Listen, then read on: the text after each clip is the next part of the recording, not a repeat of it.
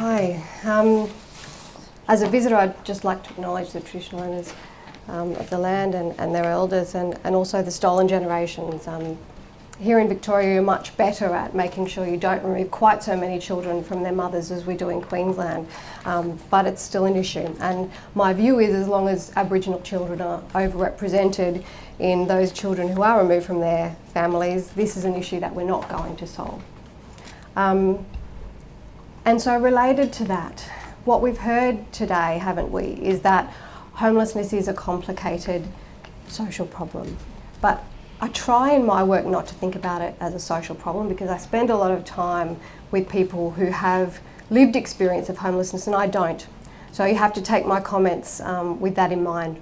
I really don't know what I'm talking about.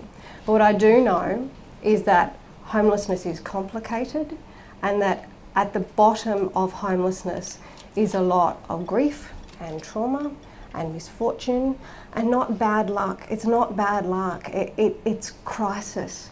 And I think I try in my work to remember that, so that I don't start thinking about homelessness as a problem to be solved, and yet I always remember that it's about people, and it's about terrible, terrible things that have happened in people's lives. And I think it's easy to lose sight of that, although we've been very helpfully reminded many times tonight. In terms of statistics, and there's been a little bit of talk about statistics tonight.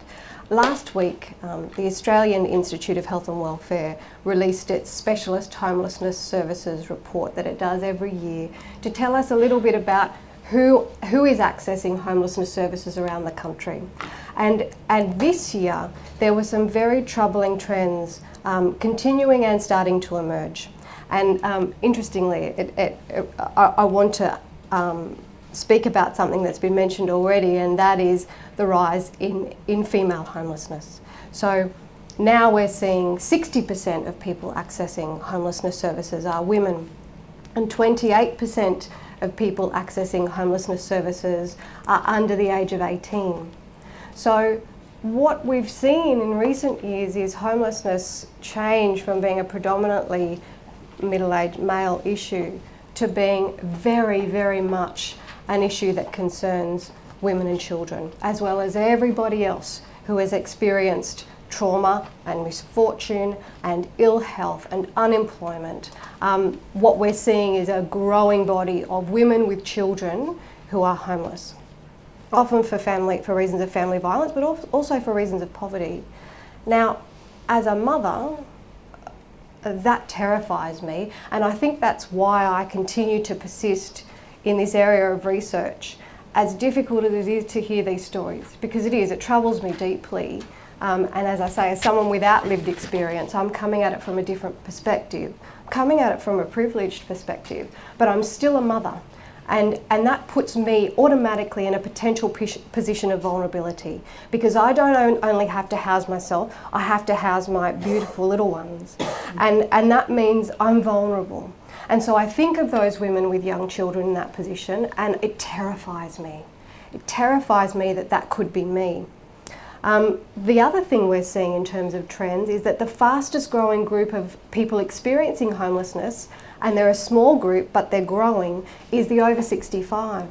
Now again, I'm not over 65, but I can appreciate that if I'd been housed for the bulk of my life and then I became older and frailer and more unwell, how terrifying it would be to be in a situation where I couldn't rely on having housing, safe, affordable housing for me to retreat to when I'm not feeling well, when I'm feeling vulnerable. So if we think outside of homelessness as a social problem, we remember that there are people behind these issues. I think that's really important, but I also think it's really important for all of us who are privileged to remember that we're just one or two instances of misfortune away from these experiences that we've heard about. And the more time I spend with people experiencing homelessness, the more I realise that. So we're all just a bad illness, or a breakdown in our mental health, or a loss of a job, or a loss of a family member, and a terrible grief to put us in that position that we've heard about. And that should terrify all of us, because this is not just a problem for other people, this could be a problem for me. And if I was in that position, I would be terrified. And so we should all be terrified. And so I ask, why are we not winning this debate? Is it that we can't be empathic? Well, I think we can probably, most of us, be empathic. Is it because we don't realise that we are all just one step away from this happening to us? And I've done research with people who this has happened to, and it's a self-interested reason to be interested in homelessness, but it's an important one.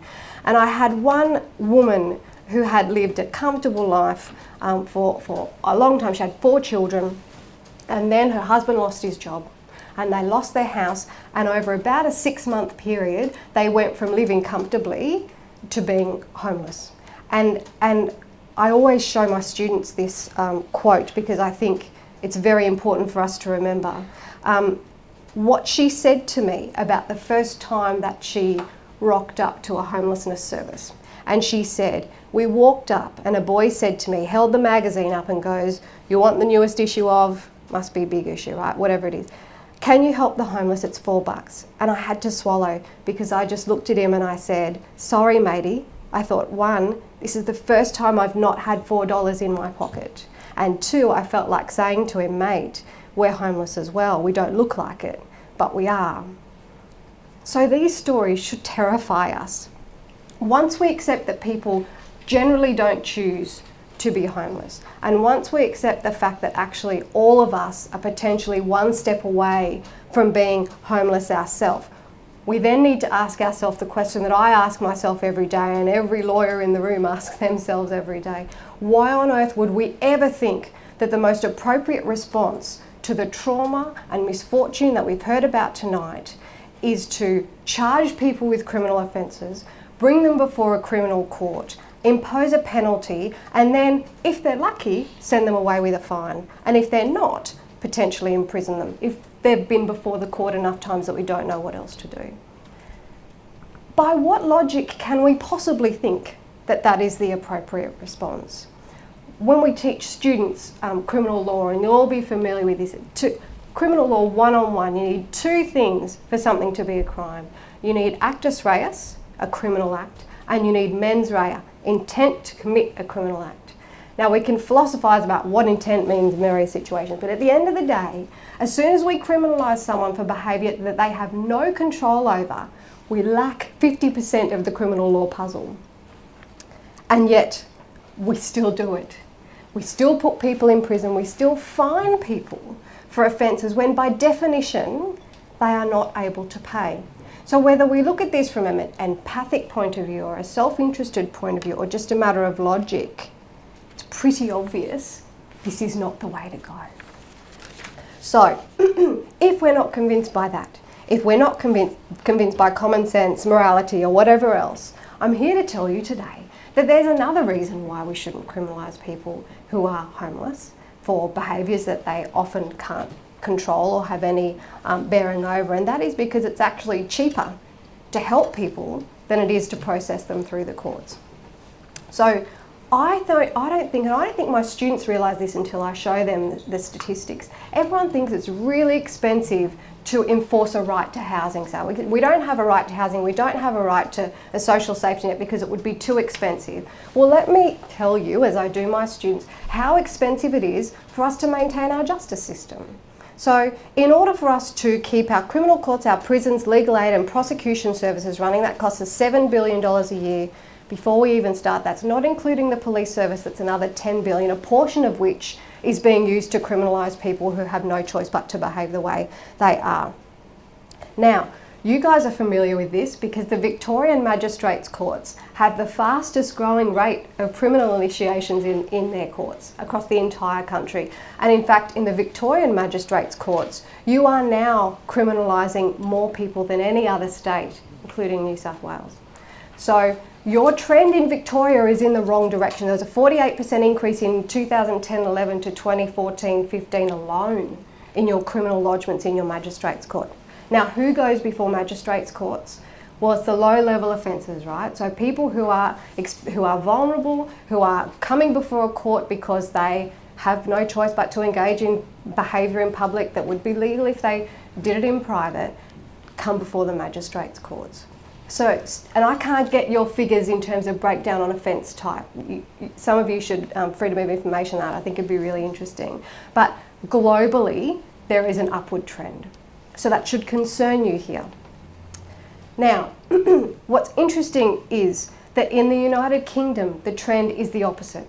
So in the United Kingdom, and we can say what we like about other aspects of policy, and it's been mentioned, but their criminal justice system costs are going down, and the number of people they're processing in those courts is also going down. So I went over there to find out why, because the biggest reductions in offences coming before the courts are amongst these vulnerability-related offences, and also offences committed by young people. So I thought it was really interesting for us in Australia, where the trend is in the opposite direction, to know what it is they're doing differently. And actually, what they're doing has been imposed on them by austerity measures. So post-GFC, they started cutting all their social services, cutting the police force. And what they found out by accident was that when they did that, services were forced to work together. And what they found was that actually it's really expensive to arrest, charge, put someone through the courts, impose a criminal penalty, and then supervise that process.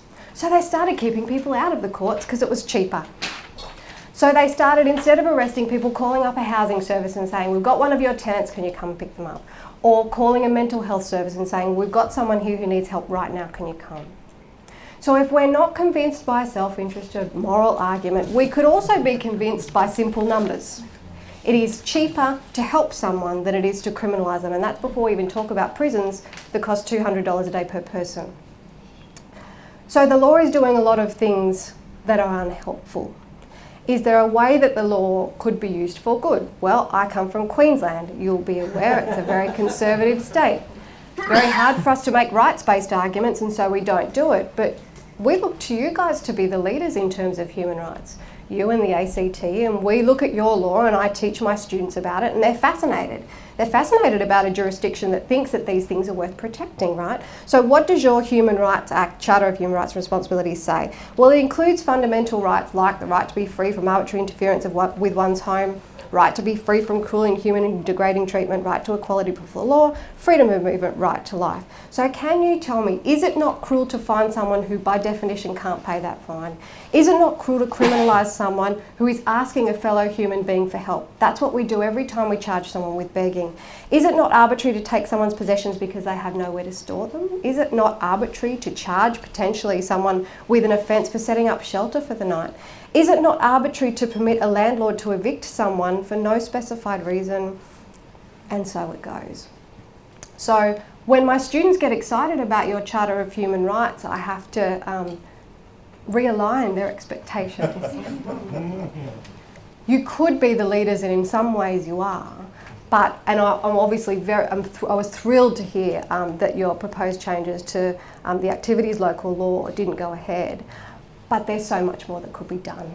We need to get people who are vulnerable out of the courts. We need to make sure we're not criminalising people for engaging in behaviour in public that would be lawful if they engage in it in private.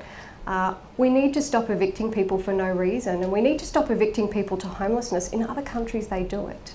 We are so far behind. We need to look to people who do have lived experience in the here and now with homelessness to teach us and educate us on what those appropriate responses are, so that we can intervene effectively rather than in a way that perpetuates people's problems. And we need to ensure that when our bureaucrats make decisions in Centrelink offices and housing offices and health services, that they make them with those fundamental human rights in mind, and most importantly, treating people with dignity and respect, and remembering they were all really genuinely, potentially, one terrible misfortune away from being the other person on the other side of the desk. Thank you.